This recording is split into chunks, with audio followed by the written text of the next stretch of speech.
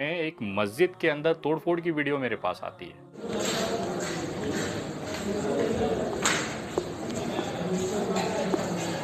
नहीं, पूरा चेयर्स वगैरह पूरा, ये घड़ी फोड़ दी है पूरी, ये कूलर वगैरह पूरे, एक कुरान भी बाकी नहीं रखे अंदर। वो मस्जिद में घुस जाते हैं और वहाँ के मस्जिद के तमाम रखे हुए हर एक छोटी बड़ी चीज़ को तबाह कर देते हैं। कुरान पाक जो वहाँ की इबादत का सबसे बड़ा केंद्र बिंदु है, उस कुरान को उठाकर नोचते हैं, उसके पन्नों को फाड़ते हैं। मैं विनय दुबे, मुंबई से। गणेश उत्सव की आप तमाम देशवासियों को ढेर सारी शुभकामनाएं। मैं जहाँ भी जाता हूँ बप्पा के चरणों में माथा टेकता हूँ और निवेदन करता हूँ कि हे बप्पा, हे विघ्नहर्ता, मेरे देश के अंदर से ये नफरत खत्म कर दीजिए। जितने भी लोगों के अंदर दूसरे धर्मों के लेकर, दूसरे जात को लेकर, एक दूसरे के लिए जो भी नफरत है, उनके इस नफरत को ख़त्म कर दीजिए। मेरे हिंदुस्तान को फिर से पहले जैसा बना दीजिए, जहाँ पर हिंदू, मुस्लिम, सिख, ईसाई आपस में एक दूसरे के भाई जैसे रहते थे। आज उसी देश में एक दूसरे का गला काट रहे हैं, एक दूसरे के धर्मस्थलों को जला रहे हैं। ये जो नफरत है, ख़त्म कर दे मेरे पप्पा। ये निवेदन के साथ मैं लगातार गणेश उत्सव के हर उस पंडाल, हर उस घर, हर उस चौखट, हर उस बप्पा के चरणों में गिर कर मैं ये निवेदन कर रहा हूँ, ये प्रार्थना कर रहा हूँ कि मेरे देश को पहले जैसा बना दो। या आप ये सोच रहे होंगे कि खुशी का त्यौहार है, गणेश उत्सव अपने चरम पर है, फिर विनय दुबे को ये निवेदन करने की क्यों ज़रूरत है। दरअसल जब भी मैं सोशल मीडिया खोलता हूँ, हर दिन दर्जनों के हालात में, दर्जनों की संख्या में कहीं ना कहीं कोई ना कोई नफरत की घटना दिखाई ही जाती है। अभी मैं गणेश उत्सव की तैयारी में लगा हुआ था कि 4 सितंबर को एक घटना मेरे मोबाइल पर आती है, जिसमें अपने ही सटे हुए राज्य महाराष्ट्र से सटे हुए तेलंगाना राज्य में आसिफाबाद के जैनूर गांव में एक मस्जिद के अंदर तोड़फोड़ की वीडियो मेरे पास आती है।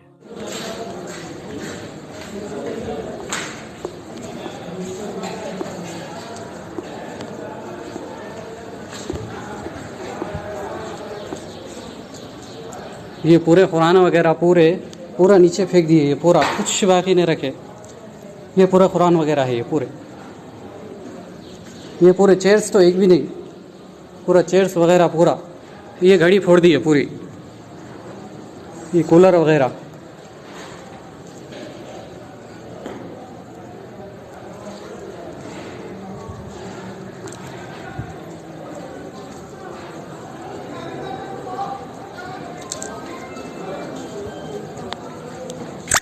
भाई हद से ज़्यादा कर लिए ये लोग, हाँ। पूरे एक कुरान भी बाकी नहीं रखे अंदर,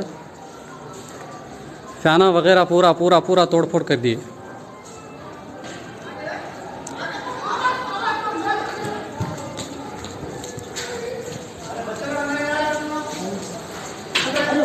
ये कूलर्स वगैरह,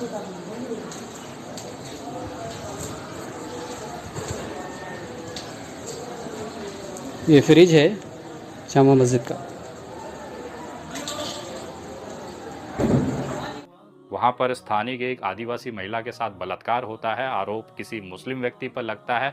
उसके बाद करीबन 2000 से ज़्यादा की भीड़ मुसलमानों की दुकानों पर टूट पड़ते हैं। उस दुकानों को आग लगा देते हैं। जो छोटे छोटे व्यापारी हैं, जो मुस्लिम हैं, उनको टारगेट करके उनके घरों को तोड़ दिया जाता है, आग लगा दिया जाता है।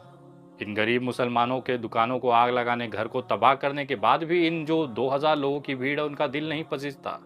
वो मस्जिद में घुस जाते हैं और वहाँ के मस्जिद के तमाम रखे हुए हर एक छोटी बड़ी चीज़ को तबाह कर देते हैं। कुरान पाक जो वहाँ की इबादत का सबसे बड़ा केंद्र बिंदु है, उस कुरान को उठाकर नोचते हैं, उसके पन्नों को फाड़ते हैं, आग के हवाले कर देते हैं, उसकी तौहीन कर देते हैं। इससे भी मन नहीं भरता तो वहाँ जितनी भी किताबें धार्मिक तौर पे मिलती है, चाहे वो हदीस हो, चाहे कुरान हो, उसे आग के हवाले कर देते हैं। जब मैं गूगल पे गया, सोशल मीडिया पे गया, ये देखने के लिए क्या उस आदिवासी महिला जिसके साथ ये बलात्कार हुआ, उसके आरोपी जो कि मुस्लिम बताया जा रहा है, उसके साथ कोई भी एक मुसलमान खड़ा था। जब कोई भी मुसलमान उस व्यक्ति के साथ, उस आरोपी के साथ नहीं खड़ा था, तो उसकी सजा पूरे समाज, पूरे कौम, यहाँ तक कि मस्जिद और पाक कुरान को क्यों दी गई। क्या उस कुरान पाक को जलाकर उसे तौहीन करने के बाद उस महिला को इंसाफ मिल गया। कानून है, संविधान है, अपने तरीके से चलेगा, लेकिन ये जो घटनाएं होती हैं उसके बाद केवल इस बात के ऊपर प्रश्न चिन्ह लग जाता है कि क्या हमारे अंदर इंसानियत बाकी है। खैर, इस विषय पर आप सोचिएगा, लेकिन मैं अपनी तरफ से एक प्रयास करने जा रहा हूँ। मैं अपनी तरफ से करीबन 100 कुरान की किताबें उस मस्जिद में ले जाकर देने जा रहा हूँ, जिस मस्जिद के अंदर घुसकर ये 2000 की भीड़ ने वहाँ के कुरान की तौहीन की, उसे जलाया, उसे फाड़ा, उसे तबाह किया।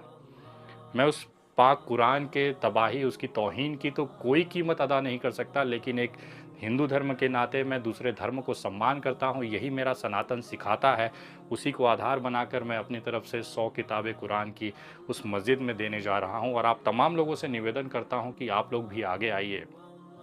जो मस्जिद को ठेस पहुंची है, जो मस्जिद के शान में गुस्ताखी हुई है, उसे शहीद करने की कोशिश की गई है, कुरान पाक की तौहीन और अपमान किया गया, उसका तो कोई हर्जाना नहीं है, कोई भी हर्जाना नहीं है, लेकिन उसे फिर से आबाद करना, उसे फिर से वैसे ही ले जाना, ये हम सब की जिम्मेदारी है।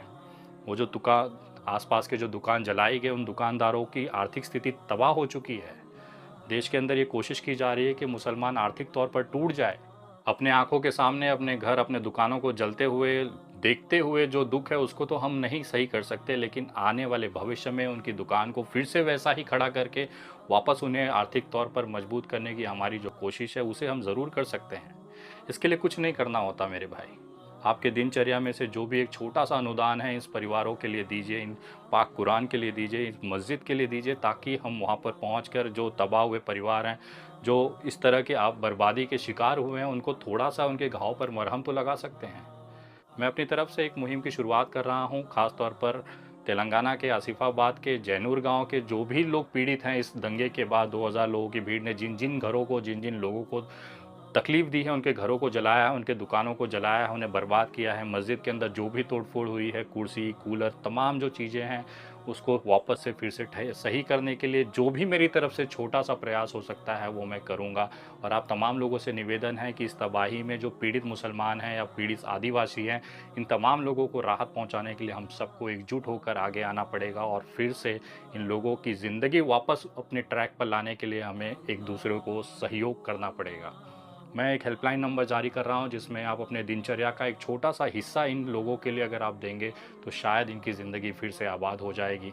जो लोग अपने घरों के बाहर, अपने दुकान के बाहर खड़े होकर अपने दुकान, बर्बाद दुकान को देख रहे हैं, शायद उनको एक उम्मीद जगेगी कि हमारे साथ हमारा देश, हमारा लोग, हमारे लोग खड़े हैं, ताकि हम फिर से अपनी ज़िंदगी, अपनी रोज़ी रोटी, अपने पेट के निवाले की व्यवस्था कर सकें बिना किसी के सामने हाथ फैलाए। मैं निवेदन करता हूँ आप तमाम लोगों से, आपके दिए हुए एक छोटी सी धनराशि से आपका कुछ नहीं होगा, लेकिन उस छोटे छोटे बच्चों के पेट में निवाला जाएगा, जिनके पिता, जिनके घरों को तबाह किया गया, जिनके दुकानों को जलाया गया। आपका भेजा हुआ छोटा सा धनराशि उस मस्जिद के अंदर जब पाक कुरान के रूप में वहाँ पर रखी जाएगी, उसके बाद जो बच्चे उसे पढ़ेंगे, तालीम लेंगे, उसके बाद जो दुआएं निकलेंगी, उसकी कीमत आपके भेजे हुए कुछ चंद रुपयों से या कुछ अनुदान से बहुत कीमती है। मैं एक हिंदू होकर इस बात को समझता हूँ कि जो भी 2000 की भीड़ ने वहाँ पे पाक कुरान और मस्जिद को तबाह या फिर तौहीन करने की कोशिश की, वो सरासर गलत है। लेकिन उसका प्रायश्चित के तौर पर अगर हम वहाँ पर जाकर उस कुरान को नए कुरानों के साथ वहाँ पे देते हैं, मस्जिद को फिर से आबाद करने की कोशिश करते हैं, जिनके घरों को आग लगाया गया, अगर फिर से उसे ठीक करते हैं, तो शायद ये हमारे लिए गुनाह की माफ़ी या फिर एक प्रायश्चित हो सकता है। मैं अपना काम कर रहा हूँ और मेरे देश के तमाम लोगों से निवेदन करता हूँ कि आगे आएँ। आसिफाबाद तेलंगाना के जो जैनूर गांव है, वहाँ के लोगों के लिए मदद के लिए एक हेल्पलाइन जारी कर रहा हूँ, एक मुहिम शुरू कर रहा हूँ। इसमें ज़्यादा से ज़्यादा लोग आगे आएँ, इस वीडियो को ज़्यादा से ज़्यादा लोग शेयर करें, ताकि ज़्यादा से ज़्यादा मदद इन लोगों तक पहुँच सके।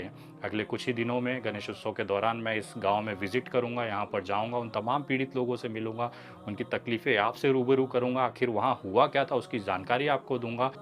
उनके घाव पर जो मरहम है उसे किस तरह से हम करने की कोशिश कर रहे हैं, उसकी पूरी लाइव वीडियो आप तमाम लोगों तक पहुंचाने की कोशिश करूंगा। अगर आप भी इस मुहिम में जुड़कर मदद करना चाहते हैं तो गूगल पे, फ़ोनपे, पेटीएम और यूपीआई के साथ ही स्कैन कोड का इस्तेमाल कर सकते हैं। नंबर्स हैं 9820898898। दूसरा नंबर है 9152898898। तीसरा नंबर है 9167898898। इन तमाम नंबरों के जो स्कैन कोड है आपके स्क्रीन पे दिखाई दे रहे हैं, इसे स्कैन करेंगे तो विनय दुबे नाम दिखाई देगा। हो सकता है कि आपको अगर इसमें भेजते समय कुछ दिक्कतें हों तो आप अल्टरनेट स्कैन कोड या अल्टरनेट नंबर का इस्तेमाल कर सकते हैं। अगले 2 से 3 दिन हमारे पास हैं और मैं यहाँ पर जाकर इन तमाम लोगों की जो दुकानें जलाई गई हैं उनको मदद करने की कोशिश करूँगा। अपनी तरफ से 100 पाक कुरान जो हैं किताबें वहाँ पर दूँगा, ताकि हमारे जो आदिवासी भाइयों ने जो भी वहाँ पर त्रासदी की है उसकी एक छोटी सी भरपाई कर सके। वहाँ जाकर कुरान और जितनी भी मदद हैं लोगों की वो मैं करने की कोशिश करूँगा, क्योंकि ये देश मेरा है। वहाँ जले हुए हर घर मेरे हैं, उसके जो लोग हैं वो मेरे अपने हैं, और इस इंसानियत के खातिर मैं अपनी तरफ से जो भी मुमकिन प्रयास है वो ज़रूर करूँगा। आप लोगों से निवेदन है कि अगर आपके अंदर भी इंसानियत है, इन छोटे छोटे बच्चे जिनके घरों को, जिनके दुकानों को जलाया गया, अगर उनके लिए थोड़ा सा भी आपके अंदर रहम है तो आगे आइए, इस मुहिम से जुड़िए, ज़्यादा से ज़्यादा मदद करिए और इस वीडियो को ज़्यादा से ज़्यादा लोगों तक शेयर करिए। अगली वीडियो बहुत जल्द। गणपति बप्पा मोरया। जय हिंद, जय महाराष्ट्र।